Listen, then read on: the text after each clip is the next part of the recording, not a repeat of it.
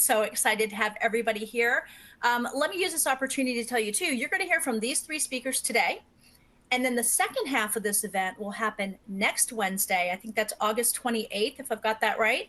So we've got 2 days for you and speakers on each day.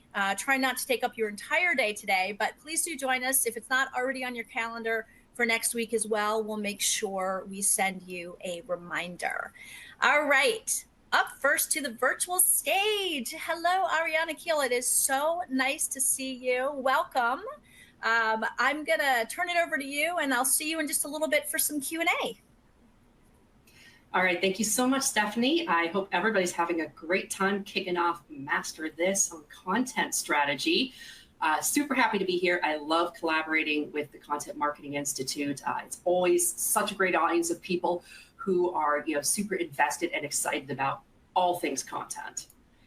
So my name is Ariana Kyle. I'm a growth marketer at Canto, and that means I am naturally very passionate about content strategy and how we can scale our content. So today I'm going to talk a little bit about the world of digital content, what it looks like now, the current state of things, steps to scaling your content, and how you can best utilize content at various stages of the buyer's journey. And then finally, how do we measure whether that content's been successful?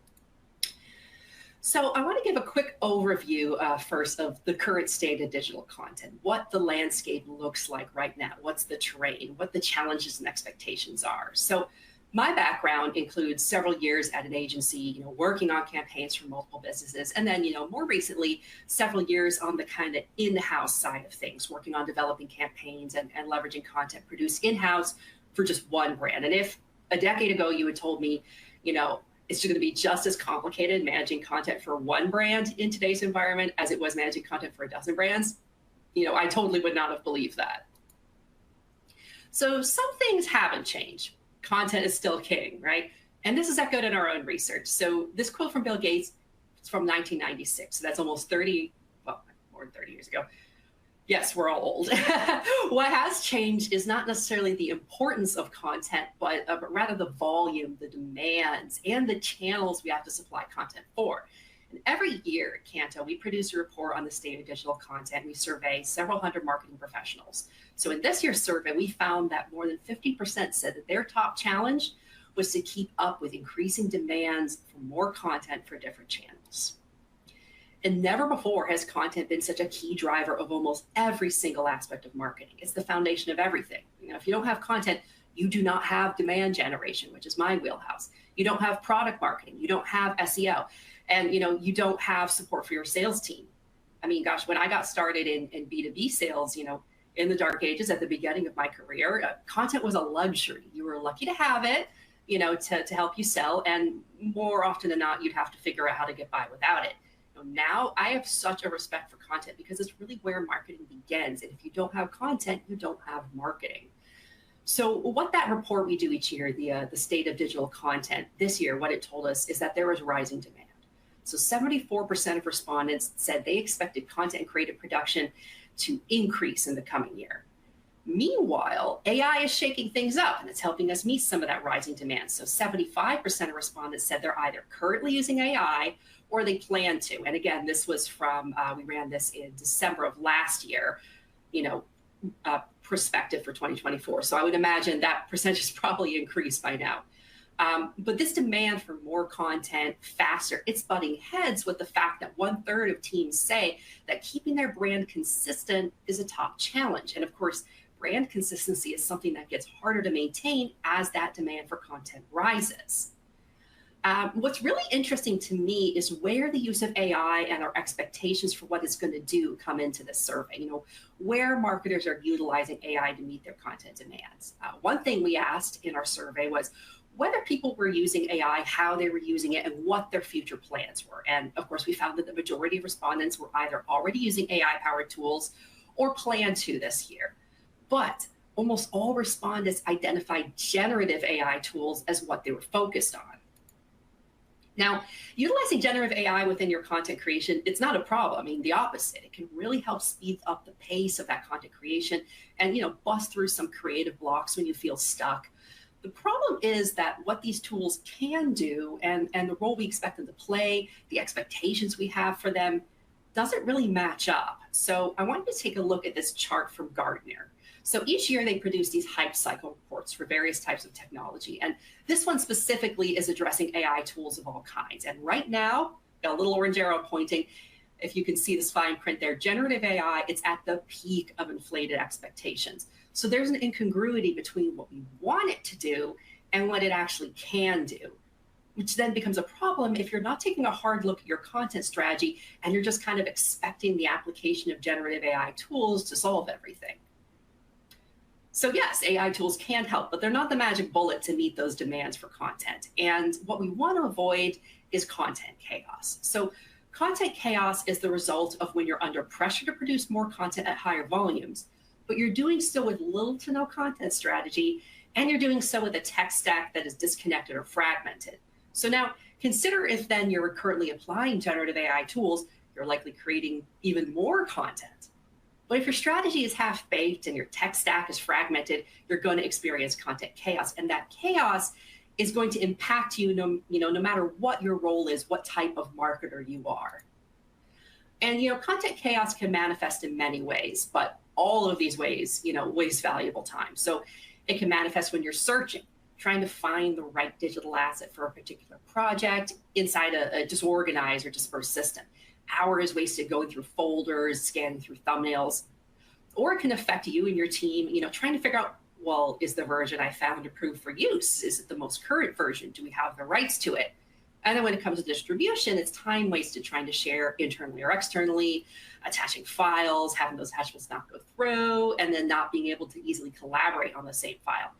And that disruption is a huge manifestation of content chaos when you're trying to create at speed and you don't have a well-defined content strategy. And without that strategy, you're at the mercy of last-minute requests and unexpected content needs.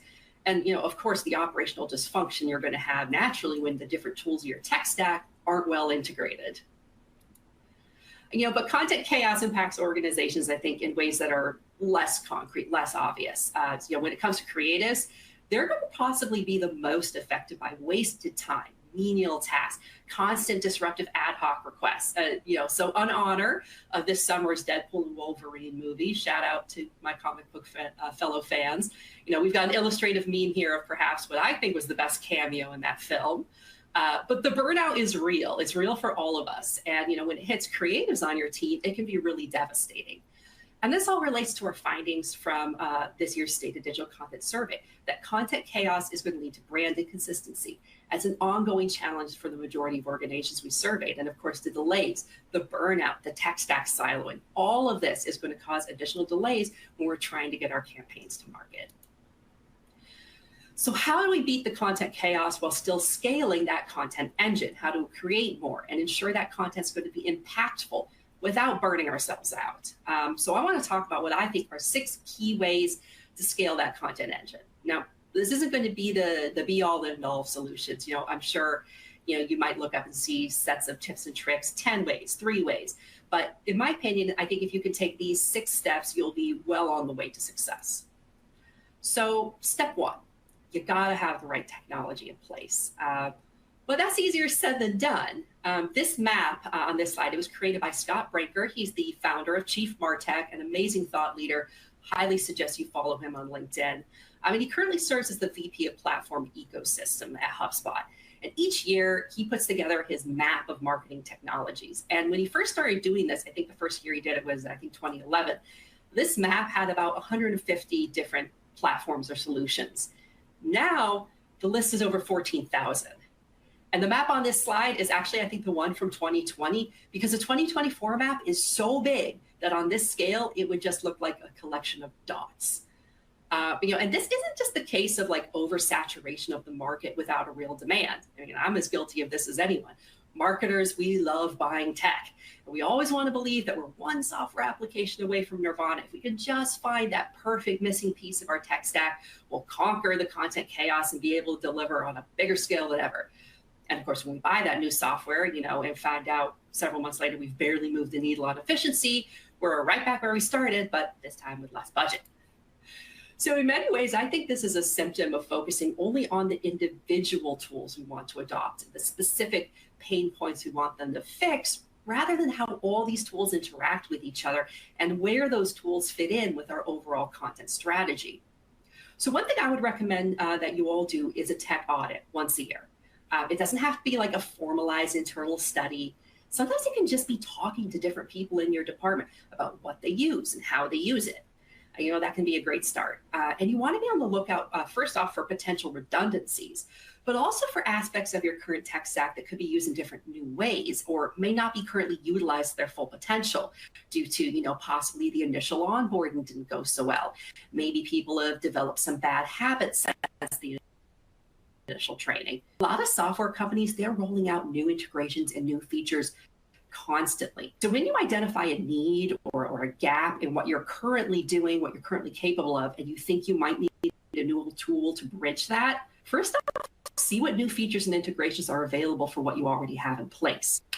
So audit aside, what I believe you need to be looking for when you're kind of developing your MarTech stack is what foundational tools do you need? And I think it helps to look at all of these tools with a consideration of what stage of the content lifecycle they impact. On this slide, I've broken it down, this content lifecycle, as I call it, into the following stages: plan, create, organize, manage, publish and share, and then finally analysis. Planning. We're talking about our project management tools and our editorial calendars. In Create, that's pretty obvious. We've got our Adobe Creative Cloud products, Canva, even our good friend PowerPoint. Next under Organize, we've got all of our cloud storage tools, our SharePoints, our Dropboxes, and onto management and collaboration with things like website management tools, file sharing tools, and last onto our publishing platforms, social media tools, and then finally analysis tools. And that's a lot of stages, right? But they're all part of the content management lifecycle. And a smart content strategy is going to have to consider each aspect of that life cycle and the tools that go with it. And of course, you've got your digital asset management platform, which kind of sits and touches all of these. So to plan, when we're talking about project management tools and editorial calendars, getting on to Create, to organize, manage, collaborate, publish, and analysis, once you've got your tech stack, once you've really focused on how all these tools work together, how they work together to keep that content lifecycle flowing from one stage to the next. And once you look at your tech from a lens of which aspect they fit in, which aspect of the lifecycle each piece fits in, I think you can get a good sense of where any gaps are. So what's step 2? Well, developing your content strategy and your brand guidelines. Now, I could, and to be honest, I have done an entire presentation on just developing brand guidelines. So I'm going to be super high level on this one. I think this can feel obvious, but it's really essential. One thing I think, trips up a lot of marketing teams is when their content strategy isn't aligned with business goals. So when you're developing that content strategy, you need to take into account what the business objectives are, what the product team's developing, what's the roadmap. What does the sales team need? What's the overall messaging framework developed by the product marketers? And how are they talking about what your product does, how they're positioning it? So when you develop a content strategy, let's align that with these objectives and with those plans. Otherwise, you're going to be going into each new quarter with a blank canvas with no ability to anticipate the content needs, or even worse, you're going to have spent valuable time developing content that then just sits there unused. And sometimes, let's be real, you're going to need to push back.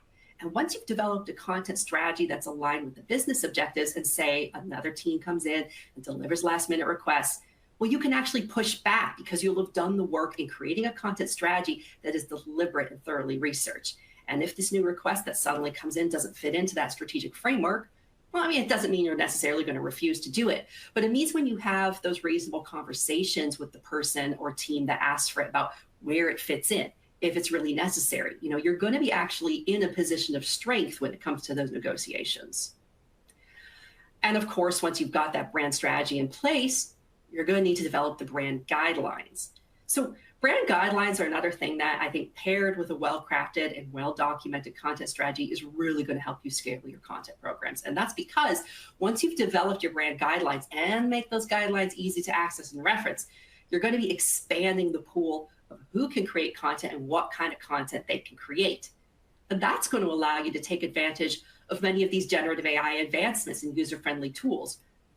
For example, you might not feel comfortable giving an external agency free rein to develop, say, an ebook or a series of Instagram ads. And you might not feel comfortable giving all of your marketers access to tools like Canva or Adobe Express to make little one-off things like email header images. But if you've developed brand guidelines, you're not going to be running the risk of giving up some of that control, having led to an explosion of off-brand content. It's still a good idea to have your creatives or your brand managers review that content.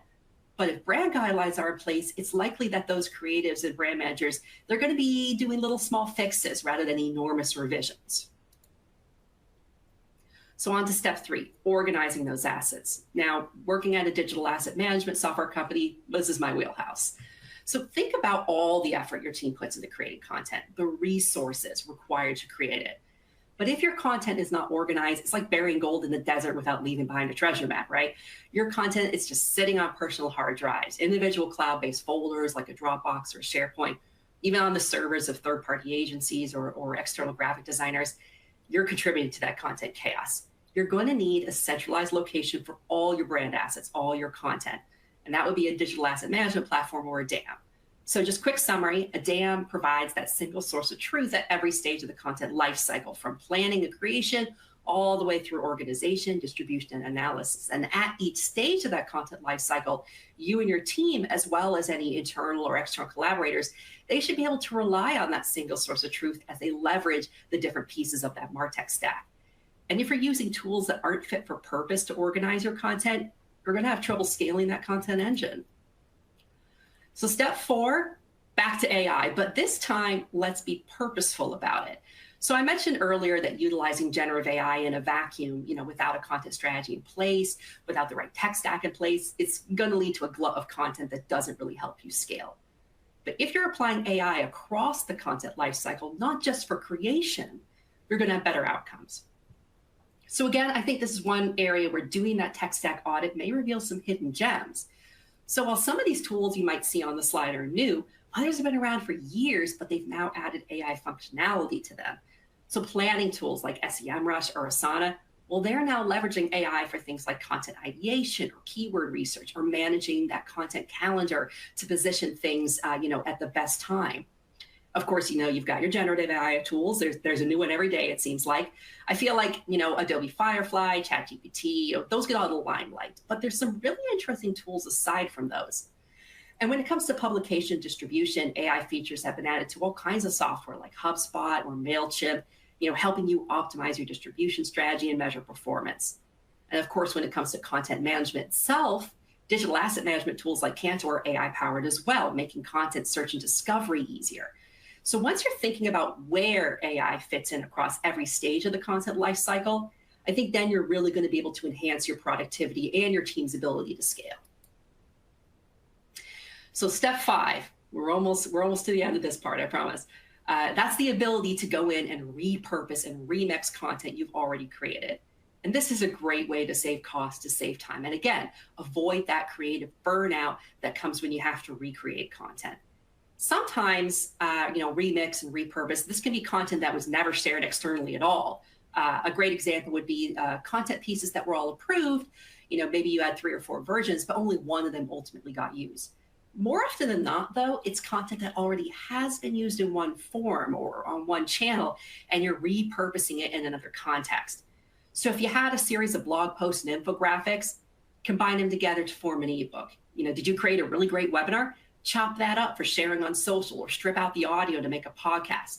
Did one of your designers make an amazing visual for a direct mail campaign? Repurpose that for a monthly newsletter. The other main source of content for repurposing, that's going to be stock or licensed content. It's so common for marketers to purchase new stock assets only to find, say, a week later after the project's already over, oh, I already had an existing image in my library that would have been perfect. Now I've effectively paid twice for something. So this repurposing and remixing, it's going to save you a lot of time and money. But if you don't have your content organized in an easily searchable library, organized so you can actually find what you're looking for, you're not going to be able to have this as that kind of efficiency maximizer that it otherwise could be. And finally, step 6, using data to refine and retool your strategy. There's a classic business school aphorism: if you can't measure it, you can't manage it. And that's one of those quotes that's gotten attributed to pretty much everybody, multiple experts over time, but the actual origins are pretty nebulous. But that lack of attribution does not mean the quote isn't accurate. So setting productivity benchmarks, that can help you get a handle on your team's pace of production. And that is going to give you the ability to plan and forecast better with less chance of late nights working down to the wire. Also, audit your content frequently. This is essential to make sure that what's on your website, what's available to your sales team is fresh and current. It's also going to help you figure out where you have gaps and then priorities that were identified by your content strategy. If you find there are gaps where those priorities exist, now you know what you need to create content for. So we're going to dig into this more in the next section about content in the buyer's journey. But finally, always be iterating. A/B test, of course, but don't be afraid to try new things. As long as you don't lose sight of that overall content strategy, feel free to experiment and then use the data from those experiments to iterate more. So key concepts that I think weave across and through these 6 steps: maintaining brand consistency, avoiding wasted work and menial tasks, breaking down silos, and making sure that you're not sacrificing creativity in the pursuit of scale. So I think now that we've reviewed what I think are the essential steps to scaling that content, I really want to dig deeper into the content you create and where that fits into the buyer's journey. Just to be honest, this section may be a bit more B2B focused, but I think there are some valuable insights for B2C marketers as well. So how do we think about the buyer's journey? How should we think about it as it regards our content strategy? So here we've got a graphic depicting the traditional, B2C buyer's journey and content. And here we've got a graphic depicting the B2B buyer's journey, not just a difference of length and of steps, but of depth as well. But back to the B2C journey for now, just to keep things simple. So the main stages, of the journey in terms of the actions the buyer takes are pretty much the same between B2C and B2B. We've got awareness, evaluation, purchase, usage. I think for B2B, we'd swap out repurchase for something more like upsell. And then finally, the same for both, advocacy. And as it's traditionally conceived, the buyer's journey has different types of content that very fit neatly. They slot in perfect to each stage. And it looks nice and it looks neat, but it's honestly not very useful. And I'll get into why that is in a second. So from a B2B perspective, I think we're better served by thinking less in terms of the stages of buyer action and more into stages of mindset and understanding. So as you see in this graphic, we can follow that buyer as their mindset moves about a particular business need or problem. From a lack of awareness that a problem even exists, through becoming aware of their pain points, and then those pain points become acute enough that it drives them towards seeking knowledge, seeking information about this problem's causes and symptoms. Then they become aware that there are solutions to their problem. And as they continue to seek more information, the idea of a solution solidifies into a handful of product or platform types. And then from there, their knowledge of product types coalesces into several distinct brand names, and they decide on what specific company's particular solution is the right one for them. And of course, then on to the post-purchase landscape, where hopefully they spread the good word of that solution to their peers. So when you look at the buyer's journey laid out that way, you begin to realize just how much content and how many forms of content are required to meet the buyer at each one of those stages, at each mindset that they're in. And when you're doing a content audit and developing your content plan for the future, you're going to want to think of what need is your content fulfilling for the buyer? Where are they encountering this content, and what their mindset is when they encounter it? And as you look at your channels, as you review them, as you review the content you're producing to fill these channels, pay really close attention to what questions that content is answering. You shouldn't ever be producing content for a channel just to check a box. That's going to lead to wasted time for your team. It's also going to lead to content that doesn't perform well. A huge aspect of content strategy is figuring out where the content you plan on producing fits into that buyer's journey. So just to show an example of what this might look like if you were to do it in real life. Here's an example of what a content audit might look like in terms of results. What you find when you do that audit and ask, is what I'm delivering to the buyer at each stage meeting them where they are? Or am I creating what I've called moments of misery? We like alliteration here. So in this example, we're looking at a buyer's interactions with a fictional website at different stages of the journey. And we've uncovered failures at every stage where we're disappointing them. I like this example because really sometimes all examining the buyer's journey requires is to put yourself in the buyer's shoes if I were trying to buy this product, what would I want to see in terms of content, and how would I feel if those needs weren't met? But once you've identified these moments of misery, you can quickly figure out where to course correct. And then pivot by supplying content at each of these stages that, instead of creating moments of misery, are creating moments of magic. And again, sometimes you just need to start small with your analysis. In this case, we've determined what disappointed the buyer and where we can create content that is instead meeting their needs. So in this example, where before they had to fill out a form before getting any kind of personalized content, now we're supplying ungated content that speaks to their specific function or role. Whereas before they had to talk to sales just to see what the product even looked like, they're now able to take a self-guided tour that shows the tool's basic functionality. In the previous slide at the evaluation stage, the buyer was exhausted by having to reiterate their needs constantly. But now they're able to access and explore a custom demo that's specifically addressing their needs. And before, when they were getting ready to buy, to actually make the purchase, they had to navigate a complex spreadsheet of pricing options. And that was really difficult for them to explain to the rest of their buying team. But now they're guided to a self-service hub where the buyer and the salesperson can communicate and quickly make adjustments to the pricing model that's reflected in real time.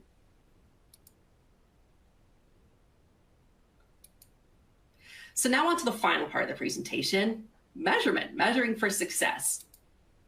So if we're going to measure, we got to know what we're measuring, and that's going to vary depending on B2B or B2C and what industry you're in.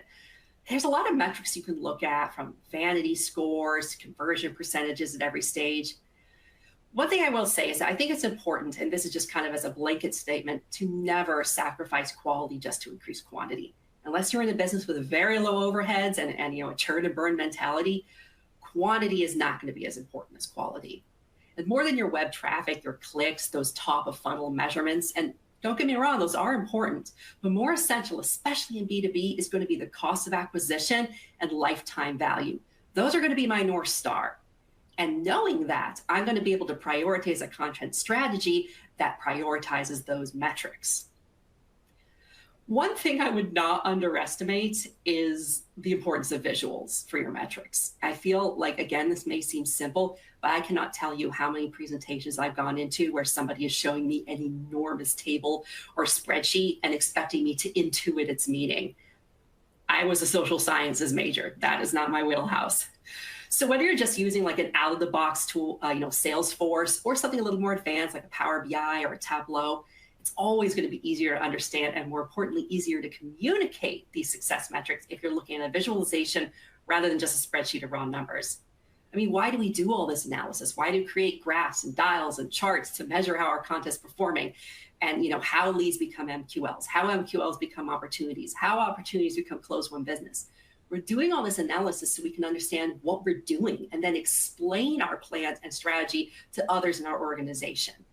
What I do at Canto is really try to understand the performance of content by channel, all the way from that first touch point through the close-won business. So for instance, I want to see how my content syndication is performing. So I'm not going to be just looking at the engagement it got, the downloads, the clicks. I want to follow that path all the way through this channel's impact on close-won business. Once they downloaded, once they clicked that content syndication, how did they go throughout the stages of the opportunity cycle? What were the percentages of that cohort that actually became an opportunity? What percentages of that opportunities actually became close-won business? What other content did they engage with over time? And I can begin to see the interactions of these different channels and begin to sort of sort out what people are accessing at what stage. Because like we showed earlier with that kind of B2C chart, we can imagine that all these types, blogs fit here under this stage of the buyer's journey, webinars fit here. That looks nice on a chart, but how it works for your individual business, for your specific product, for your specific organization, it's going to be really personal. It's going to be really different. And you really need to see where that fits in the real world, not just on a graph. It's not always going to be true. Lots of the times, people think of webinars and more long-form content being more mid-funnel rather than top funnel. But that's not always true. I mean, look at the rise of podcasts. You know, people used to think it was ridiculous that you would spend 90 minutes listening to a topic you previously had no interest in. Now podcasts and long form content is doing bigger business than ever.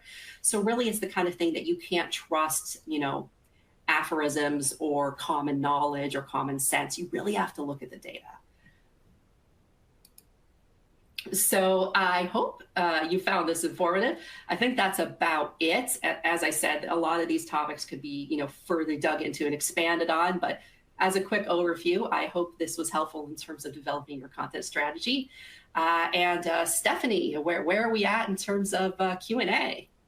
I think we can squeeze in one question. All right. And let's see, we've got some good ones. And folks, if I don't ask your question, please don't worry. We will share them with Ariana and get answers to you. Let's talk about this one, because I hear this quite a bit about personalization. We have some folks here who don't necessarily have the resources to create a lot of personalization. So what's your opinion on how personalized the content should be? You know, this is again where the ideal world conflicts with the world we actually live in and inhabit. And I think there's a lot of different ways you can look at it. Yes, there are certain tools you can invest in that will actually like look at the website visitor's IP address and deliver a very, very personalized, even specific down to mentioning the name of the company. You know, that's not always going to be feasible, nor is it always going to be feasible to create 20 or 30 versions of every given, you know, email nurture sequence or ebook to target a specific role or industry. This is one area where I think actually talking to sales and talking to like whoever handles your account management or your implementation or the post-sales process is really helpful. Who is actually using your product? Who is actually doing the buying? Who is the end user? Who are the kind of other peripheral but still very important roles in the buying committee? You know, if you can't create 10 versions of something, create 3. You know, look at what's going to actually have the most bang for your buck. In Canto, our primary users are going to be marketers and creatives, and you know, a little bit of those associated kind of like product marketing roles in the background. Obviously, there's a lot of other people that get involved in the buyer's journey. IT gets involved, but we don't have time to create content for everybody. So I think just making it specific to the few most impactful roles, or in some businesses, it might be the few most impactful industries. I think it's just better to do something rather than nothing. Start small and start where you think you'll get the biggest impact. Fantastic advice. Thank you so much, Ariana. Fantastic presentation. Folks, like I mentioned before, you can download it behind that paperclip icon if you'd like. And I still see more questions coming in. We will share those with Ariana and make sure you get answers to those questions. Thank you so much, Ariana. Have a great rest of your day. Folks, up next, we've got Michael Brenner from the Marketing Insider Group, and he's got a fantastic presentation for you. All right, welcome to the platform, Michael Brenner. Thanks so much, Stephanie. And I'm really excited to present to all of you on these 7 practical steps to an effective content strategy. So, you know, this image here really is just to reflect, I think, the current state that we all feel like we're drowning in content. No one really doesn't have enough content. It may not be the right content. And that's really the whole point, I think, of trying to document and to get an effective content strategy. It's not to do more. It's to do the right stuff for the right people at the right time to drive business results. And so I'm sure most of you can kind of relate to this feeling of feeling, you know, like we're drowning or we're overwhelmed with the content that's available out there. This is kind of a depressing stat. I've been using it for a number of years, and it came from some research of largely B2B companies, but I found this to be just as true in consumer companies as well. There's a ton of content in our companies being created that just never gets used. In fact, according to Forrester here, this survey showed it was almost 70%, 60 to 70% of the content created by brands goes completely unused. And, you know, of course, you have to ask this question, you know, why do we create all this content that doesn't get used? And you know, I always love to say that behind every piece of content that doesn't get used is an executive who asked for it and a team that didn't want to create it. However, you know, we're the ones that are accountable. And I think we're the ones in the content ecosystem that need to be able to push back and say, no, what is the right content we should be creating? What's going to drive the business forward? And so in a lot of ways, this is why we're here. We're not here to talk about, what makes good content and whether it should be 1,500 words or how much visuals and video content we need and should we be on TikTok. We're really here to talk about and make sure that the content strategies that we employ at our organization are driving business outcomes. If you're in B2B, it's about conversion, it's about leads. If you're in the consumer space, it might be about preference and brand, sort of brand engagement, if you will. Still driving a business outcome, a measurable activity. And so this is really why we're all here, whether you're in B2B, whether you're in B2C, whatever industry, whether it's a very large company or a very niche company. We are here to define an effective content strategy in 7 simple steps so that we can sell more stuff and that we can relate back to the business the importance of what it is that we do. So I try to break things down to make them as simple as possible. And I think everything in life can be explained in a Venn diagram. And so here's my Venn diagram for really what content marketing is. And I think this is important because, for some people, content is just stuff. And for many people, it's content. It's just stuff that should be created because an executive asked for it. And I think we're better than that. And so what content marketing really is it's the kind of marketing stuff that attracts people to our business. And so, the Venn diagram exists here with 2 circles to show that on the left-hand side, unfortunately, most of what we publish is stuff that says, hey, we're awesome. Hey, let me talk about me. Let me talk about our products. Let me talk about how great we are. Let me talk about the features and the benefits and all these things that, largely salespeople have to do every single day. And I think it's important to understand that it's a natural business instinct to think that that's what we should be doing. It's our natural instinct when we work inside a company to think that the content we create should be promotional. It should be propaganda. It should be persuasive and trying to tell people that they should buy from us. But if we think about the consumer, if we think about the buyer on the other circle, what do they really want? And what they want is they want to be distracted.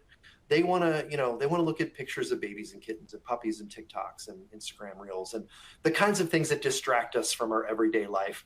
And I'm not suggesting we should create that because that's just, that's entertainment, that's charity. And it may not really tie people back to any business outcome. Content marketing really sits in the middle. It sits in the overlap. It's not what we sell, but what we know. It's the expertise that we have that might answer a really important customer question. It's the stories that we can tell that make people understand why we exist. It's the beliefs that we have that really help people understand the emotion behind why we have the engagement of customers and buyers that we do. And so creating that kind of content really requires empathy. And so, you may be thinking, well, how do I sell empathy to the executives inside my organization, which is not always an easy task. And so my first book, The Content Formula, was really all about defining the ROI of content. And it really just comes down to this very simple concept that content marketing platforms are assets that you own that have real value, and that if we track and measure it, and we're creating the right kind of content, it will grow over time. So, if you're in the sort of the media space, we call this owned media. But content is really, the sort of, this is the platform where we're publishing the large majority of our content. And so content marketing platforms, if you're thinking about a resource center or a blog or a thought leadership platform that you own on your website, that has value that we can measure and demonstrate really to a CFO. How do we do that? Well, we can look at things like, organic search traffic or organic search terms, or the amount of organic traffic coming to our site, the amount of people that are coming to read our content on the website that we own. And with consistency, and that's really what, I've been kind of, sort of trying to evangelize for a number of years, is that, the consistency of creating great content, a couple of articles a week, 1 or 2 articles a week, or maybe 3 or 4, creating those short form videos, the kinds of things that people want to engage with on social media platforms. Doing that consistently over time allows us to see this steady growth, this exponential compounding rate of return. And so, just some research that I did across a number of clients from my agency Marketing Insider Group showed that on average, they were spending about $85,000 a month on paid and getting 0.86, really less than 1x or less than $1 in return on that spend. But with content marketing spending between $3,000 and $5,000 a month, just doing those 1 or 2 articles a week, those companies were able to generate a 7x or $7 in return for every dollar that they spent. And so it's not just the traffic, but it's the conversion or the demonstration of value of that traffic to the business that allows us to start showing that content marketing platforms have real value and that they can grow over time, just like your investment in the stock market or your 401k. Some of this gets back to, again, we're talking about kind of paid, owned, and earned media. Some surprising research that, again, Marketing Insider Group did back in 2023. I don't think most people realize that the majority, almost 2/3 of the traffic that comes to corporate websites is organic. And of course, AI and some of the generative search and some of the things happening in the world are putting downward pressure on the amount of organic search traffic that companies are getting. But when you look at the next largest sources are direct traffic, people just typing your company's website into their search engine, referral traffic. So it's other sites linking back to your website. And so when you add those things up, you're getting to almost all of the traffic that comes to corporate websites. So only 3% comes from paid. Only 2% comes from social. Only 1% come from email. And think about all the time we spend in marketing talking about and spending money on paid social and email. And those things are only driving 5% of the traffic and probably some of the measurable business outcomes that we can see from our marketing activities. So I think it's really important to understand, are we spending our time on the things that matter the most? The 80-20 rule certainly applies here. That's all about content. Just trending this for the companies that the agency surveyed, you can see that organic is holding pretty steady from a within the mix, if you will, from the percentages. Direct is actually getting a little bit higher. Referral is getting a little bit higher. Social, email, and paid are not increasing. They're seeing only continuous downward pressure on the amount of impact that they have on the percentage of traffic that's coming to our websites. This is true for B2B. It's true for B2C. There's really not a lot of differences here. A little bit more on paid, a little bit less in referral for B2C, a little bit more in social, but still it's only 4%. A little bit more in email, surprisingly, probably with customer and referral come back to us discount code type emails. But still, when you add those things up, we're still looking at just barely over 10%. So the large majority is still coming to us from content-driven, organic, direct, and referral type traffic. Okay, so that's kind of the setup. That's the context for these 7 simple steps. And I always love to say this is a framework I developed after spending 7 years building a content strategy framework at SAP. You can almost apply this to any element of marketing. We really start with an understanding of where are we today? What's the foundation of what we have? What's the current state? We look at our paid, owned, and earned destinations, the platforms with which we have control over to activate the messaging and the content that we have, the marketing that we're trying to do. There's the team that's doing the work, that's internal people, that's budget, that's external agencies that are supporting us. Now with content, this is where we get really specifically into what's the editorial strategy. And what I think is interesting to some people is that this is the 4th step. We're talking about a content strategy, and the editorial strategy is not the first thing that we're going to talk about. We're not going to start with what content do we create. We're going to start with where are we? What do our customers need? What's the current state of our destinations? Do they map to the current types of expectations customers have with digital experiences? What team resources do we have? Before we get to what content are we going to create? The next step is really, how do we map that to the buyer journey? It's equally as important to understand almost in the same breath what content we create and how do we map that to the customer journey. And then, the second to last step is, where are we going to distribute this content? And then the final, step is really, how are we going to measure all this and see that it works? And what we find is that all of these steps are super interconnected. You can't do one without the other. You can't really discuss what content we're going to create without thinking about the destination, without thinking about the distribution, without thinking about measurement, without thinking about business outcomes. So all of these things are super tied together. So, in a way, this is like my super condensed version of a one-day workshop that I hold with, that I used to hold with companies. But I think it's, like I said, it's relatively practical and straightforward. So let's start talking about each of these. One or two sort of key insights on each of these steps. And again, I could go on, for 45 minutes on each, but instead we'll spend just a few minutes. There is a maturity curve for this framework. And what I mean by that is the things in the beginning are easy and the things at the end are a little bit harder. In some cases, much harder. It's relatively easy to document what you're trying to do. That's sort of in the foundation. It's like the business case for your content. It's relatively easy. Probably most of you are publishing content.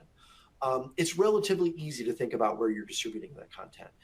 It starts getting a little harder when we start thinking about how do we optimize for revenue, for subscriptions to a newsletter. How do we optimize the budget we have for paid distribution? How do we get our employees or executives involved in creating thought leadership? How do we optimize and test all of these things for return on investment? So it starts to get a lot harder. But again, if we do each of these steps in order, we're just building on what we've done in the previous step. And so, it may be hard to go from here to running a marathon, but if we start by running, a mile today and 2 miles next week and 2 miles more the week after that, we can slowly get up to that 26 mile marathon sort of thing. So, okay.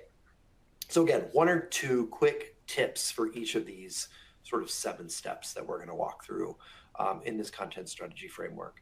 I think the most important thing for the foundational step is really identifying and being able to articulate how can the content we're going to create help the company achieve business goals. If you're sitting in front of the CEO, how can you justify what you're doing? It can't be because that guy or that woman told me to. It's got to be, it can't be because this VP or that executive VP told me to. It can't be because the product team or the sales team told us to. It's got to be because we identified what our customers needed. We identified what resources we had. And these are the goals that we think we can achieve with the available budget and resources that we have. This is where we can get to from where we are today in a relatively predictable time frame. And so I call this the business case. Being able to articulate the business case for your content strategy is the most important step. And so, there are some tips that we can talk through about how we can do that. And again, I cover all this in my book, The Content Formula. If you're interested in getting a free copy, I'm not trying to sell it. Feel free to reach out to me on LinkedIn and I'll send you a free PDF. It's about a 3-hour read. And a lot of it boils down to this slide, building the business case. And one of the last slides I'll show you on proving the ROI, which completely maps back to this business case, by the way. But building the business case really starts with the only 4 goals in marketing that I'm aware of: reach, engage, convert, and retain new buyers, new customers to our business. Every company is trying to grow. They need marketing to innovate in order to reach, engage, convert, and retain new buyers. So how are we going to do that? Well, we're going to do that understanding the keywords, or if you will, the questions or the queries, the things our new buyers are looking to understand, the topics that they're interested in. And so we're going to identify those keywords. We're going to identify those questions. We're going to identify those queries. Then we're going to look at, and this is one of my favorite, and it's probably the simplest thing you can do, look out in your industry and look at the things that you think your audience is engaging with. Look at the content that you think is important in your industry. And guess what? Every company can create content just as good, just as often. And so are you creating the content that your existing buyers, that your new customers are already consuming? So look to the big publishers, look to your competitors, look to the smaller players that are innovating in your space. Identify the stuff that you like and go create, what's your own point of view on those topics and those trends and those keywords and those questions. And then, how do we start to align those questions, that content, to the paths to conversion? This is where it gets really into the science of marketing and conversion and the value that marketing can create. And so we have to partner with our teams in campaigns and with our teams in brand and advertising and the agencies that support us to really understand where the value points are and how we can map the audience that we're building and the engagement that we're getting to those value points. And then finally, and this is like the long lost stepchild of marketing objectives, is retention. Really good content is amazing at customer retention. really good content is amazing at new employee acquisition, at existing employee retention as well, interestingly enough. And so there's a number of studies that we've seen on that. But for existing buyers to like your content is a huge predictor of whether they're going to spend more, stay longer, and really become kind of incremental value drivers for that lifetime value that we're all looking to build. So that's really the simple tip for step number one, is build the business case, understand where you're at, and how you're going to get to that sort of magical point where you're driving business value.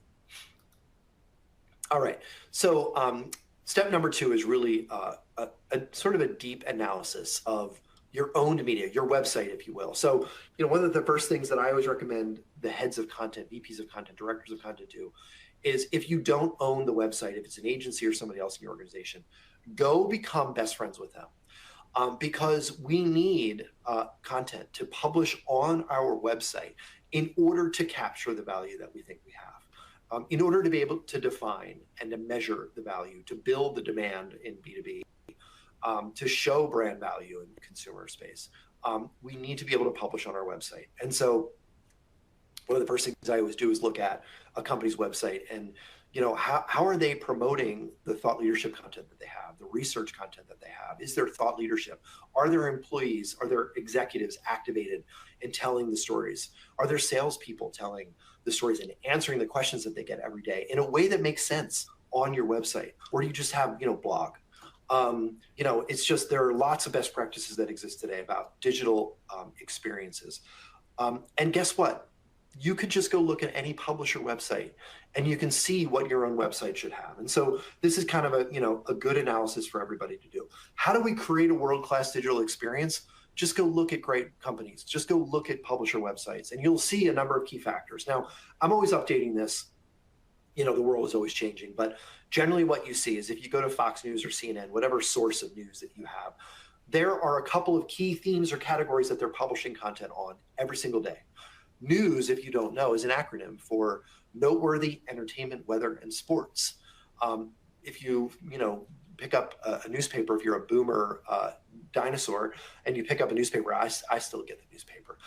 You get the local news, you get the world news, you get the sports, you get the weather, and business, right? And so every good corporate website with a effective content strategy has a couple of key categories or themes that maybe map up to your products, or maybe map up to key customers' insights, or maybe map up to industry trends. There's a number of ways to do it, but pick 4 or 5 categories that you're going to publish on, you're going to create content on. Today, it's really important, number 2, to have engaging visuals, video, images that aren't just stock images, that kind of humanize the site to help tell the story that you're trying to tell, break up the text in many ways. Content is published horizontally with dates and authors. It sounds almost, ridiculously tactical, but you'd be surprised at how many tiled websites still exist. I think some websites try to do too much. Just look at publisher websites and how they're doing it. They're looking, we live in a world where we scroll. Share buttons encourage social sharing. People, I don't believe in originating your content on social media, maybe versions of your content, but make sure that you're encouraging people to share on their own the content that they're engaging with. What I like to call mid-stage offers on the right, webinars. Hey, we're holding an event. Maybe you want to come. We've got some research. We've got some thought leadership. Those kinds of things should always be mapped and displayed to the right or the left of your content. Ask your readers if they want to sign up for a newsletter that you can automate in many cases to send them when you publish a new piece of content. You do this if you have a podcast. You do this if you have a TV show.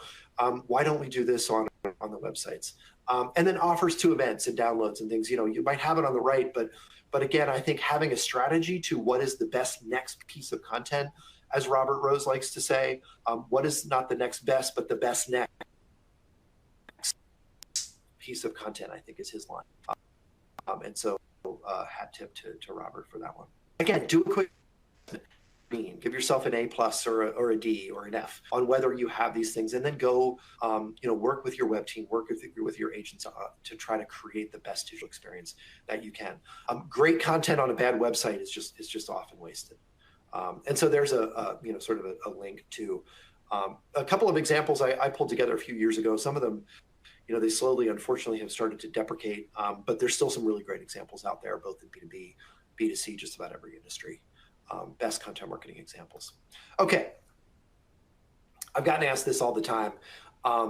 What does the perfect blog post page look like? So I'm diving a little deeper here, but so I've actually written an article about it.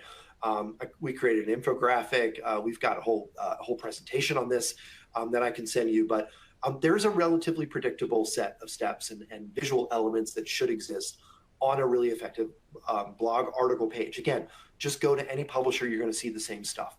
You're going to see a headline that grabs attention. You're going to see a featured image that isn't just some stocky, piece of crap that you can find on any website. You're going to maybe see a subheading. You're going to see, a lead. You're going to see a couple of key takeaways. Maybe you're going to see some supporting videos. You're going to see an image of, some research or a graph. You're going to see some internal links. You're going to see a strong call to action, white space and bullets, and active voice. And so there's a number of things that you can see. I identified in this article from a couple of years ago that still apply today on how to write the perfect blog post. So again, there is a method to the madness, if you will. So hopefully this will kind of help you out. All right, this is probably the easiest, the shortest section, because every one of you has your own team structures of who does what and when. You may have agencies, you may have large teams, you may be the only one doing everything. But what it really comes down to is planning, creating, publishing, measuring, and optimizing content. So if you're a team of 1 or a team of 100, that's the process, that's the workflow, that's the steps you need to go through. My favorite tip is to create a content council. Get sales, get the product folks involved, get your executives or key executives involved in this process. Get your social media person, your agencies to sit down. Maybe it's just for 1 hour once a month, or maybe it's 2 hours once a quarter, and just talk about what are you creating, where are you putting it, how is it performing, where can they help, how can you help them? Having and asking those questions just every once in a while, a small amount of time done consistently can really make a lot of magic happen. And so when it comes to whatever team editorial sort of structure you have in place, creating that kind of council can really create some magical moments of filling opportunities and gaps. All right, and then there is some relatively standard workflow, and there's a number of tools out there that can help us understand how to plan, create, publish, measure, and optimize. You might have these different folks involved. If you don't, or you're not aligned, again, this is a perfect type of a setup for a content, making sure these types of folks are all involved in those conversations. All right. Now this is kind of the meat of, we're talking about content strategy, and this is where we're here to talk about, what content should we create. And I have, again, hours of tips and tools that I could present, and we don't have time for here in 30 minutes. But you do have to answer a couple key questions. What are the most important topics and themes for your customers? What types of content do they like to engage with? How often are you able to create the content that maps to those needs? One of my favorite questions is, if you can, ask your audience, what's your biggest challenge? Answer every single one of those biggest challenges with a piece of content, and that could be your content calendar. Make sure it's mapped to the buyer journey. That means, really simple, they ask, you answer type of content at the top of the funnel, asking your sales team for what customer questions and challenges and objections they get. And then, like I said, the next step content, webinars, thought leadership, research, events, in some cases, stories. Do you have next? And so, if you can just solve for these 3 main questions and sort of these 3 sub questions, that's really all that you need from an editorial strategy that maps to a buyer journey. Again, if you can only ask or answer one thing, what is the biggest challenge on the minds of your customers or consumers? And that can map right directly to an effective content strategy. Make sure that you're answering and solving for those top challenges. And then, again, I've already brought this up, but I want to talk about consistency. This is becoming even more important, I think, in this age of AI. And I did a whole study. I was frustrated with the amount of exuberance, I think, that happened with the launch of ChatGPT and all those AI tools that are out there, which, all have, I think, their place and have some value. But we did a study and we found that, AI generated content does not perform as well as human generated content. Hybrid content, so content that's, maybe initiated by AI or edited by AI after the fact, doesn't perform as well as human only generated content. And so, my advice to writers is use AI to generate themes, topics, outlines, research, links, sources, adjust maybe the storytelling structure, but not to write your content. It just in all the work that I've seen in the studies that we've done, we've seen a lot of companies made the mistake of throwing AI content out on their websites. And again, I have examples I can share where those websites are now penalized forever. They'll never rank for a search term. What does work? Consistency, even in this age of AI, and maybe even more importantly, in this age of AI, still works. There are still companies that are generating search rankings and traffic. And the ones that are doing it are the ones that are publishing quality content consistently. So this is a graphic created by Marketing Insider Group that just shows that, research of thousands of websites that shows that when you go from not consistent, not regular, to once or twice a month, to once or twice a week, to daily, and even more than, one piece of content per day, you're going to see higher rates of traffic, rankings, and the traffic from those rankings, and higher conversions.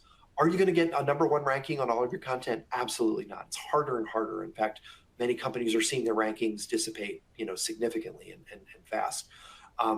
But that's actually an argument almost to continue to create content, not an argument to stop, right? We can't give up and lose the war. We can't give up and lose the battle. And so consistency really wins both for traffic and for conversions. How do we map content to our customers' questions? Again, back to the math, I think it's always really interesting to know that, there's a lot more people asking early stage questions than asking late stage questions. This is why the funnel exists as an analogy in the marketing world. There's more people at the top of the funnel than there are at the bottom of the funnel. Most companies just don't create enough early stage content. And well, what is that? Well, it's relatively predictable. Early stage content asks, what is this? Why is it important? Those questions are asked by a lot more people. And if you can be the answer, like Content Marketing Institute is the answer for what is content marketing, if you can be the answer to that question, that has such significant value. More value than if you can answer the who, how much, and where for that one person that's ready to buy. If you can answer the how-to, HubSpot's a great example of this, where they've just spent tons and tons of time and money and investment and resources over many years to answer all of the questions that marketers ask on how to be better marketers. And so, by answering those how-to, they become seen as, the expert source for many people in the marketing space. And so, they're gaining the attraction, the engagement, and ultimately the conversion and retention of companies because of their investment in creating that middle stage content where, 10 times more people are asking those questions than for every one person that's interested in buying today. And then, of course, we do have to answer who and how much and where. It's just really about, I think the point of this is just really understanding that you can identify how much time and money you should be spending in the early, the middle, and the late stage based on how many people are asking those questions, how many keyword searches there are. And then, we need to think about the competitiveness as well, which is probably, this chart is probably an oversimplification until we add that layer in, but still super important. All right, and so again, here is the funnel, but there's really kind of two, and that's why I've kind of turned one funnel upside down and say, on the left-hand side, 80% of our time is probably spent on product content, time and money. When there's 100 people asking those early stage questions for every one person that's looking to buy. And so it's a little bit of a mixed metaphor, if you will, but it's about combining these two funnels, bringing the product advertising and branding, the selling funnel, with the customer funnel, if you will, and bringing them together to make sure that we're mapping those early stage, middle stage, and late stage content questions to what you sell, why you sell it, and how you're better than your competition. It's only when we can combine these things that we can really have and map an effective content strategy. All right. So coming down to really the last two steps, and these kind of are combined like the previous two, because where we should focus our time distributing content is directly correlated to where we're seeing the return on investment. And so which content is performing best? Are you distributing and paying and focusing on engaging and promoting only your best promoting content, your best supported content, your highest engaged content? So how do we get more engaged visitors? Well, where are they engaging with content? How do we measure success of that content in terms of business goals? I have found, and this is a company called Zamanta, just rebranded as Outbrain DSP. So they were purchased by Outbrain. You've seen this all around the web. You might also like or suggested for you. I've seen significant success, like 1% click-through rates and 0.1%, like 10 cents cost per click, type performance with this, sort of syndicated or native type of advertising content, where you pick your best content and you promote it everywhere your customers are going on the web. So I'm not a paid endorser or promoter of this platform. There are other ways to do this, but we've seen significant success in utilizing this platform. So again, it's called Outbrain DSP. And there are others. Taboola does this as well. You can even do this inside of other DSPs, where you're promoting content as an ad and testing, the messaging. You're testing the headline, testing the image, only where you think your audience is hanging out as a native type of ad placement. So just kind of a tip on distribution. So again, this was something I saw with working with 20 or 30 companies. 7 cents CPC, 2% click-through rates. I think it's come down a little bit since I pulled this chart, but still, I think it's down. I think it's up to 10 cents CPC and 1% click-through rates.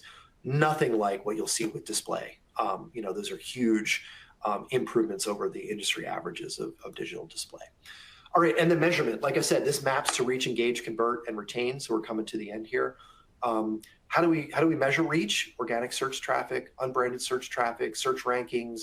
It used to be how many are we winning? Now it's how many are we not losing? Are we protecting, in some cases, the battleground that we've fought so hard to win? Engagement. You could measure social shares or the number of followers you have on Instagram. I think it's all kind of vanity metrics. I like to see, are you offering a subscription to a newsletter? Are people giving you their email address to subscribe to your content or your podcast or, the webinars that you might be putting on each month? That's a great measure of engagement. And it's something that you can value. It's something you can promote. It's something you can sort of see, what's the value per subscriber. Marketers, we know how to measure conversion, leads, attendees at events, actual sales in some cases. And then, like I said, don't forget retention. Look at the retention rate. Look at the cost per sale of folks that are also maybe subscribed or have engaged with your content in some measurable way. Like if you have their email address, for example. When I've looked at that, I've seen like 4x increase in retention rate, 4 times more money spent from folks that engage with content versus those that don't. And so again, don't forget the importance of retention and how you can measure the value of the impact of content on customer retention. All right. So like I said, the book, The Content Formula, that was kind of the key insights of measure the business value, identify the business case and then measure the business value. This is kind of a dashboard I've used in the past on identifying how much content are we creating, what are the measures of success we're looking at each stage of the funnel, how much are we spending on the paid promotion of our content, because that's certainly a driver. So the volume of content, the budget spent on promotion, those are two variables that are driving reach, engagement, conversion, and retention. And you all might have different measures for those, but that's the things that we can identify. And then a lot of people always say, well, what should my goal be for this year? And sometimes it's hard to see what that's going to be until you get started. And so, I love to say, pick a growth target. I'm not sure how well we can do, but I think we can get to, 10% growth year over year, 20% growth year over year on the things that we're going to measure as driven by our content strategy. And so, this is a dashboard that can help you identify what's the value of reaching, engaging, converting, and at what cost. And so again, just a quick summary, 7 simple steps to defining, an effective content strategy, defining your business goal, making sure your destination is really up to speed on what your audience is expecting. Create a content council, get a calendar created that shows what you're going to publish, and then share that with your team. Annually define the important topics, themes, types of content you're going to create by frequency.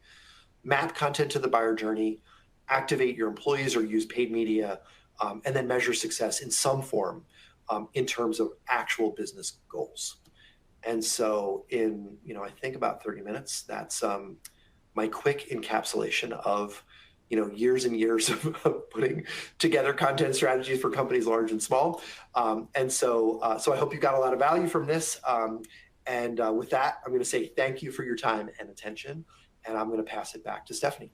Thanks, Michael. Please do link up with him in LinkedIn, because that free book, that free PDF he mentioned, it's so valuable. It's like a master class, honestly, in content strategy. So do check it out. Okay, I'm excited for our final presentation for today. Really excited to have Analisa Goodin here. She's from Catch&Release. Welcome, Analisa. Thank you so much. There you are. Okay, there you are. Yeah. Hi. Good to see you. Welcome, welcome, welcome. Thank you. I'll turn this over to you, and then I'll come back in just a little bit, and we'll do some Q&A with the audience. Sounds awesome. Okay, thank you. All right. Hi, everyone. Hope you're having a great morning or afternoon or wherever you might be located in the world. Awesome presentations this morning. Super love to learn and soak up all of this insight and expertise. So excited to share with you our perspective. So we're going to be talking today about licensing the internet and the future of marketing campaigns, specifically with regard to the creative production and licensing components. Catch&Release is building a really fascinating piece of technology that's making the internet licensable. We work with creators all over the web. In fact, this image that you see here, this fabulous shot, is created by Chad Syme, one of our creators from our creator community, which we'll be talking about. So really excited to dive into the details with you guys. So my name is Analisa Goodin, and I'm the CEO and founder of Catch&Release. A little bit about me.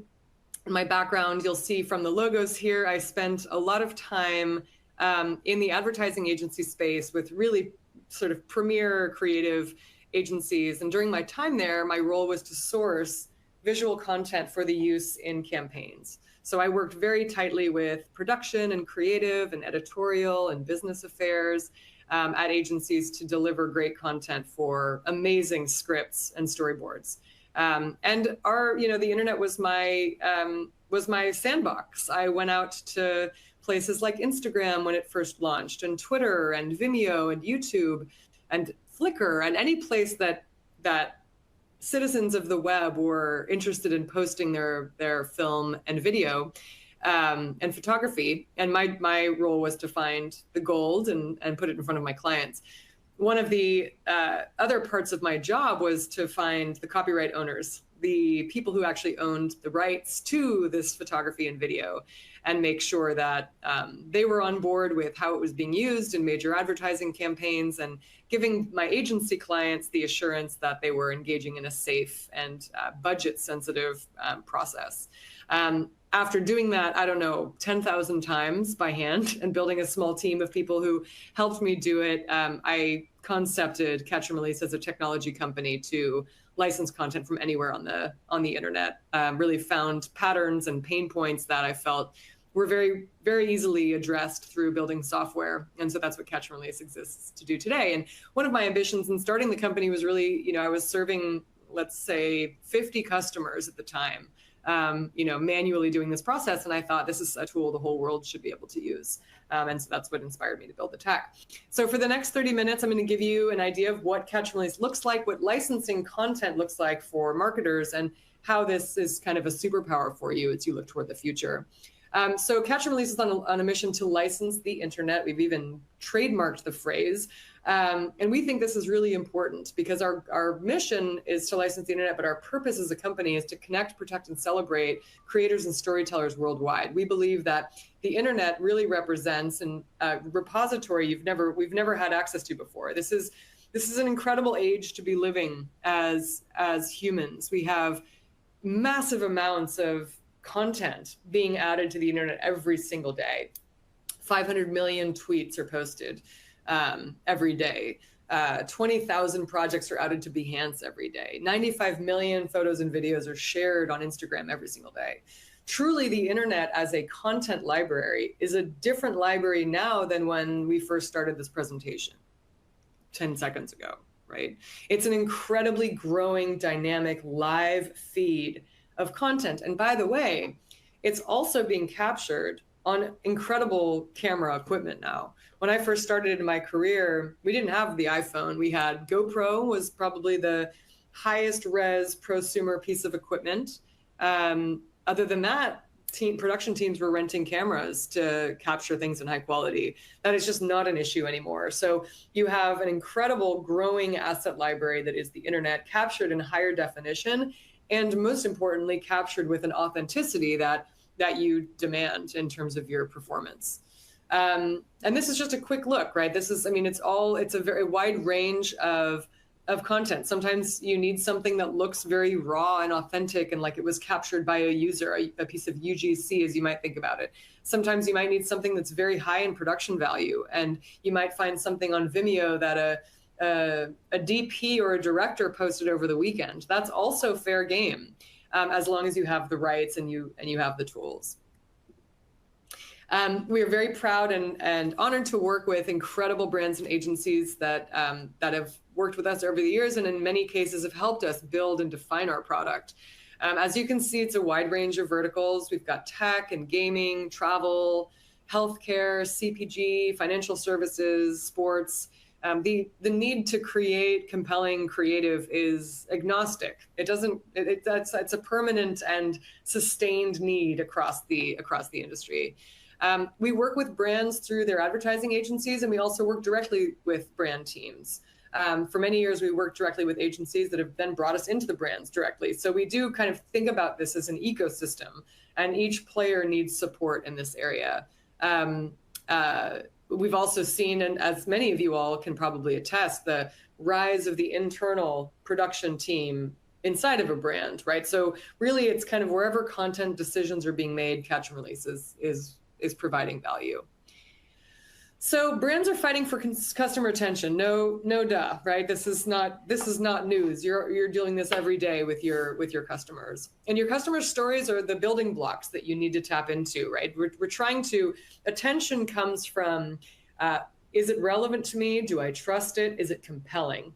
Is it a perspective I'm interested in seeing? That's what causes us to stop or click or hover over something for a bit. Is there a story in here for me? Is there something of value for me as a consumer? And whether that's CTV or paid digital, you want to be consistent in this relevance and resonance. So it starts with a deep understanding of your audience. You want to get your head above water, so to speak. And we believe the beginning of shaping and concepting often starts with photography and video. And so you can use content from your consumers in those early prototypes. We're seeing that our customers are doing that a lot. They're using Instagram as a way to build a storyboard, and Catch&Release actually has storyboard functionality where you can build a story using actual visuals to help tell, and you're using your demographic, you're using your consumers right from the get-go. By the way, all of the sort of thing in advertising where no animals were harmed in the making of this product, no stock was used in the making of this presentation. So Catch&Release has built a creator community. I mentioned this a little earlier at the outset, where creators who have licensed content through Catch&Release before have opted in to connect more of their content from social to Catch&Release. So when you go to catchandrelease.com, you can actually search a community of creators who are just connecting their Instagram accounts or their TikTok accounts or their Vimeo accounts or YouTube accounts. And you can search through their incredible content. And these are all people who have said, yes, I want to license my things for advertising. So it's a very helpful, safe place to start. And when you see a visual in this presentation, you can know that it comes from that. And we always love to credit our creators. So you can see there that little profile name down at the bottom. So to resonate, getting back to this kind of idea of relevance, well, how do I make something that's relevant to consumers? It has to be real. As marketers, you want to understand your customers, what channels they're in, what they're saying, what's important to them. Brands want to be a part of communities, not overly promoting themselves, but really being a part of the conversation. Amazon did a recent research study and found that consumers want to be a part of community. So 66% want to belong to a community. So how do you become part of that conversation? Well, it certainly isn't just sort of dropping in non-native content and saying, take a break from this feed and this community you're part of and now listen to this thing that feels somewhat foreign. You want to weave yourself in, and visual content can be an amazing way to do that. And 63% of consumers say they prefer creator-led content from brands. So they think about using creator-led content not only as an efficient way to produce, because you don't have to go out and make something and you don't have to search through stock libraries. You can actually use what you're already seeing on the web. But think about it as also a key ingredient in building trust. Think about it as a way of being part of the conversation with your consumers. So when creating and producing your next campaign, you're likely faced with these three common challenges, right? Quality, price, and licensable, or another way to put that would be safety. Is it safe to use this? I found this on YouTube. Can I just put it in an ad? I found it on Instagram. Am I allowed to use it? Do we have permission? There's a lot of friction in that process, and it's very tedious. So you need all three, and we believe this is possible and that you can have all three. You can have the best, you can have it on budget, and it can be safe to use. And that's really the thing that we're focused on. So I want to show you some examples of some work that customers have made using Catch and Release. They, in many cases, have found content on the internet that they want to use and have used our software to manage all of the rights and clearances. In some cases, they have found content from our creator community and requested the rights to that content. And in some cases, we have a team of amazing curators who can take a brief and go out and do the searching for you onto the open internet. So it's a very dynamic marketplace, Catch and Release is, that not only is a place for gathering creative, but also managing that tedious work of intellectual property, which, by the way, in the world of generative AI, and as we kind of look at the evolution of that space, is becoming increasingly important. In fact, I mean, my job started out here reaching out to strangers on the internet for the rights to use their photography and video and pay them. And when people would hear the word licensing, they'd sort of get a little uncomfortable, like they needed a lawyer to review something. It was kind of sounded like a legal word. Now, with the advent of Gen AI and the serious discussions around copyright and how prominent that conversation's been, it's becoming a much more household concept to people that I have rights when I post something to the internet and people can't steal my stuff. So it feels pretty good to be running an intellectual property company right now, I will say, and having the mission that we have. So we're going to look at some work. Let's take a look at what customers have done. Some recent campaigns that have used content from the internet. They are both consumer brands, but also for different audiences and demographics. They also strike very different emotional responses and messages. So it's exciting to see how broadly applicable this content is. So the first spot we're going to look at here is a Dove ad. Actually, this was made and ran at the Super Bowl in this year. It was made for the 20th anniversary of Dove's Self-Esteem project that they launched in 2004. So this spot was in collaboration with Nike, who had done a study and found that 45% of girls drop out of sports by the age of 14, not because of the physical demand of sports, but actually because of a low body confidence, which is a pretty staggering thing to think about. So the goal of this campaign was to shine a light on this statistic while also promoting Dove's body confidence in sports, which educates coaches and parents and leaders on how empathy and understanding are critical aspects to maintaining and building confidence with young girls, especially under the age of 14. In order to do that, Dove wanted to feature real girls playing real sports and experiencing a hard knock moment. In this case, something physical that they were having to overcome, like getting knocked down or failing at a certain move or falling or slipping. So why don't we take a look at the spot, and we'll enjoy it.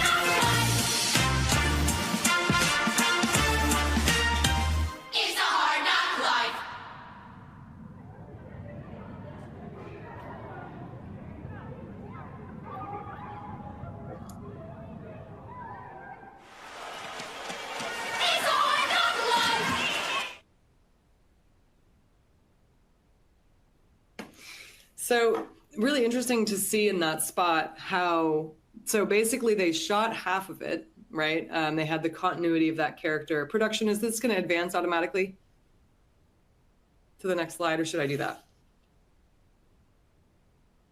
Looks like I'll do it. Yeah, we go. So we're going to talk about this next spot in a second, but the Dove ad was, you could see like half of it was original production. They featured that same girl, going through the moments of the locker room and eventually jumping in the pool, but everything else was sourced from the internet. And there's a huge amount of production efficiency in that, right? You don't have to go out and shoot all of those different scenes and get those actors on board and run all of those scenes. The content was already pre-made, but the real reason actually was not just from a budget and time perspective, it was actually the authenticity. It was being able to show what felt like documentary style footage in this ad just gives the message so much more meaning. And it takes Dove in a funny way when we talk about consumers wanting to see brands use creator-led content. In a way, it's because the ad isn't saying like, look at us, we're Dove. It's saying, look at you. Look what you've done. Look what you've created. It changes the tone, and the message gets put on the consumer, which makes them feel like they're in the spotlight, which makes them feel good. So even just adding a little bit of this content into your production strategy can be really game changing. It doesn't have to be 100% switch over from I was shooting everything or I was licensing all this stock stuff and now I'm licensing. It really can be a blend. And so let's take another look at one. This is a slightly different tone. This is a spot for Jim Beam. So Jim Beam worked with their ad agency to produce this really fun, uplifting spot called Best Enjoyed Together. So this was a blend, again, of original production and creator-made content. And the brief was that it should look and feel like a composite of everyday American life with really high quality content and also raw content intermixed. But the key was like, it needs to feel real. It can't feel like vanilla stock footage was their ask. And we have to, avoid anything that looks that way.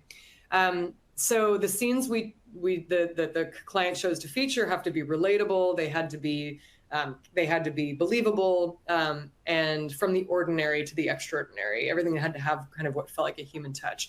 I will add, since we do manage all of the entire process of intellectual property and rights acquisition, when it comes to an alcohol brand, there are unique parameters of what can be shown on screen, and the ages of talent have to be identified and proven. So it adds to the licensing challenge, which we were able to, since we're a tech platform that's built for this, we were able to help them overcome that. So let's take a look.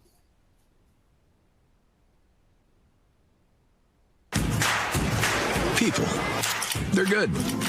Good for laughs, for snorts, for cries, and goodbyes. People are good for doing nothing or getting up to something. People are good for squad goals and squad. People are good for these kinds of cheers and these kinds of cheers. People are good for you. Jim Beam, best enjoyed together. So again, just a really nice use of the blend of different content approaches and using this ingredient to just elevate the authenticity of the spot. Really, really well done.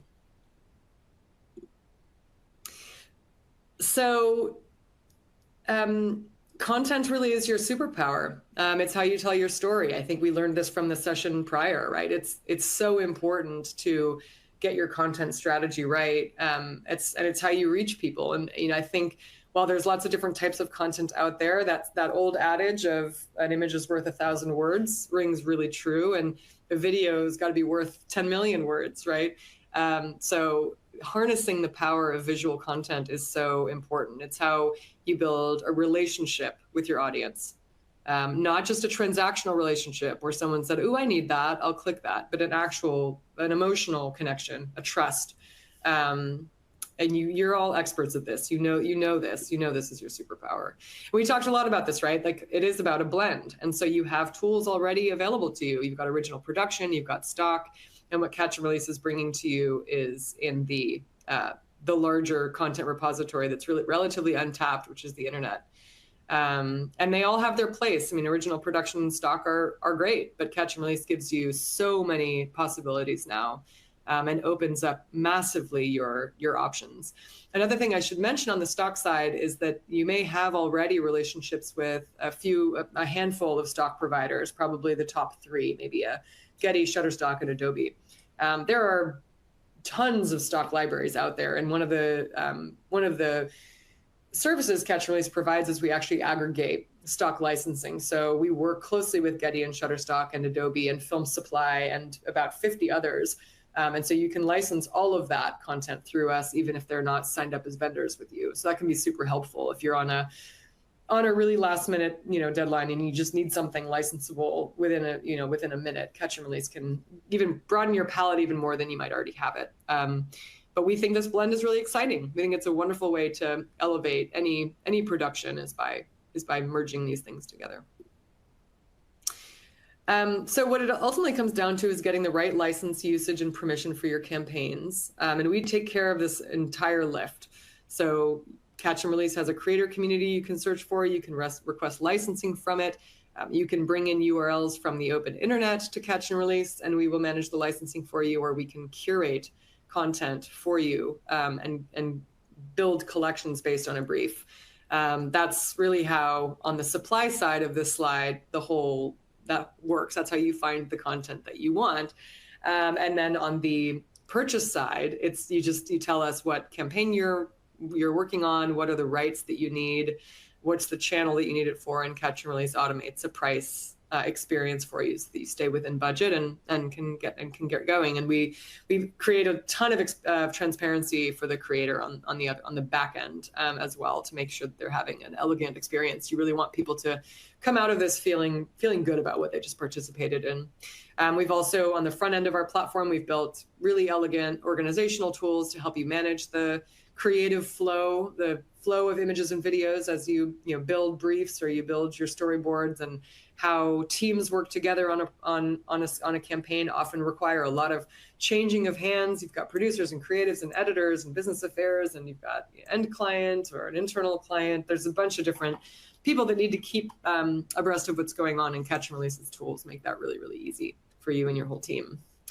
So that's a wrap for us. We're super excited to partner with all of you. I know you're all, experts in your field and understand the importance of getting content right. And we're just excited to be another tool in your tool belt to make award-winning, incredibly high-performing campaigns. So thank you so much.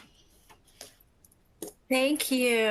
Analisa, it was fantastic. Such beautiful photography in the slides. No surprise, Yeah, I guess. this one is Alex Voyer, another photographer in our creator community. Isn't it exceptional? Absolutely stunning. Absolutely stunning. Fantastic. Okay, we've got a few questions here for you. Let's see. Allie wants to know, what's the process if we've identified a post, I assume like an Instagram post or some other social media, but the creator is not on Catch&Release? Any advice for something like that? Yeah, that's a great question, Allie. Thank you for asking that. The best way to do that is you take that URL from Instagram and you put it into Catch&Release. And then Catch&Release's system is going to identify where was the post posted, who is the copyright owner, what kind of talent is in that shot that will need to be cleared, and we'll give you some transparency into time frame to get a license as well as cost.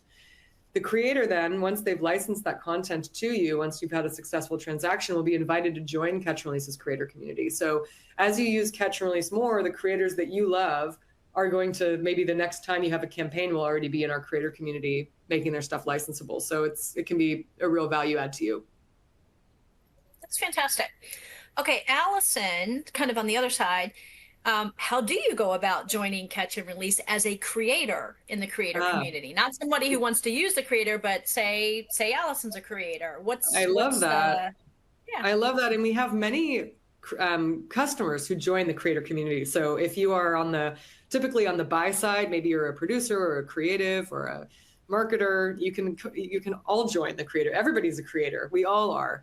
So great question. You can go to our website and click the Become a Creator button in the nav and go through the process. It's very simple. We want to create as little time suck for creators as possible. So you go in, you understand the rights, you can set preferences on pricing, you can connect accounts to Catch&Release like Instagram and YouTube and others, and you have publishing controls. So you can say, I do want to publish this to the marketplace, and I don't want to publish that. It's very, very simple. We try not to waste too much of your time.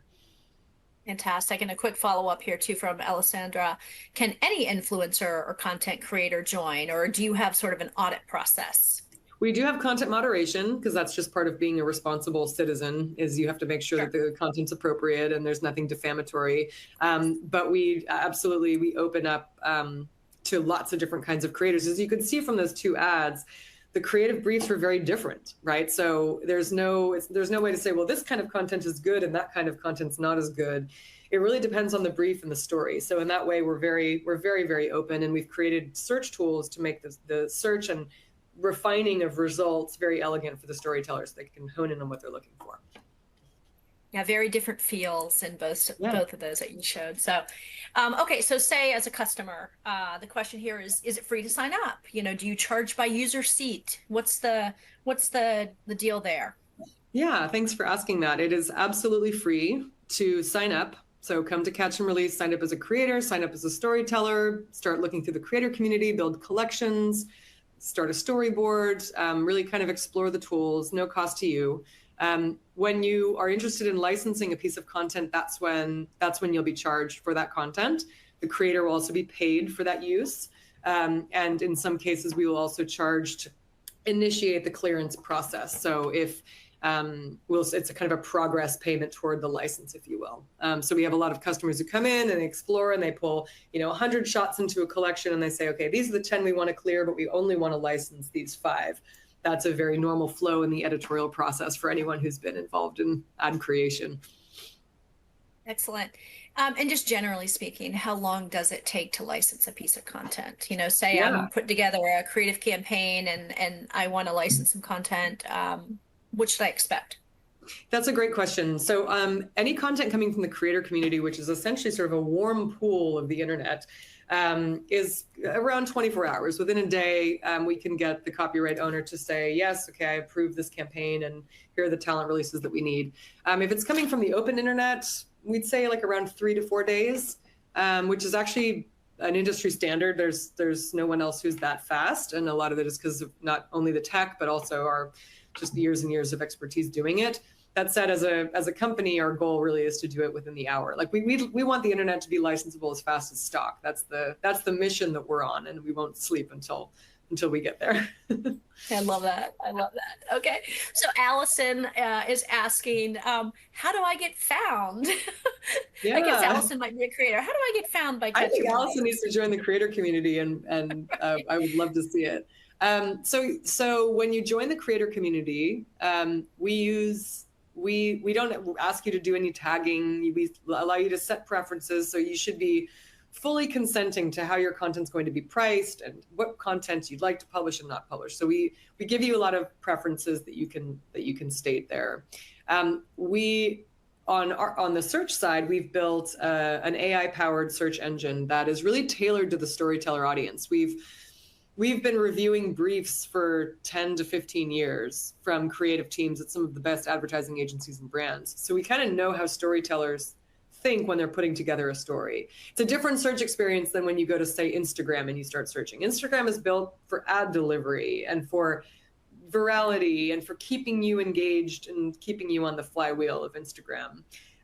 That's very different than an editor who's like, actually, I'm looking for a shot that communicates nostalgia for this moment in the scene where we say this, right? That's a very different kind of search experience. And so we've tailored our creator community search to the storyteller audience. So that's how you get discovered. It depends on what the brief is. But we also give you a profile page. So as you can see here, Alex Voyer, that's his profile page. If you click on the account, you'll see his gallery of and he's got incredible like aquatic themed content on there. So you can kind of explore creators, and we're doing even more to elevate certain creators out and celebrate certain accounts at different times of the year, depending on what content they create. So there's lots of ways to do it. Fantastic. You know how a lot of people will show like the tip of an iceberg and then underneath the iceberg and just how big it is. I think they need to start using that other swimmer photo that you showed earlier with the one swimmer above the water. Everybody that was so powerful and so amazing. It was, isn't it? Totally. Yeah, truly. Okay, before we wrap, can you give the audience some price ranges? Sure. So everything is priced based on usage. So it's completely modular. So if you say you want to do an organic social post, that's going to be a very different price than if it's an all media Super Bowl spot that needs to run for a year with exclusivity. So it can really range. But I would say if you're familiar with the stock world of the rights managed stock world, we're pretty much comparable to that. So an image could be anywhere from $50 to $75 all the way up to a few thousand, depending on the rights that you want. We don't treat video and photography different in terms of price points. They're really the same. It's all based on usage. Sometimes people will come through the system who are major influencers or minor celebrities, and that can change the price. But we do have a pricing calculator that gives producers and buyers a lot of transparency on what are they looking to spend for their entire campaign, and what are these each individual elements coming in at. Beautiful. And then if you're interested in curation services, we have a fee for, and that's basically a day rate. Day rate. Okay, great. All right. Awesome. Thank you. This was fantastic. Really appreciate it. Again, beautiful, beautiful photos. And thank you to the audience for joining us today. We appreciate your time. For those of you who are asking about Michael Brenner's presentation and the cutoff at the end, no worries. We will send you a link tomorrow to the full presentation. You can watch it on demand with the others from today as well. Please also join us over at thecontentmarketinginstitute.com. We've got plenty of content that we create every single day to help you in your job as content creators and strategists and marketers. We've got training, and we've got all sorts of things for you. We also have a really great live event coming up in October that we'd love to have you join us for. It's Content Marketing World in San Diego in October. Many of the people you saw today will be there, so you can meet them in person and talk to them and ask them even more questions. So please do join us there. And we look forward to seeing you all next Wednesday for part 2 of this Master This digital event. And we'll see you then. Take care, everybody.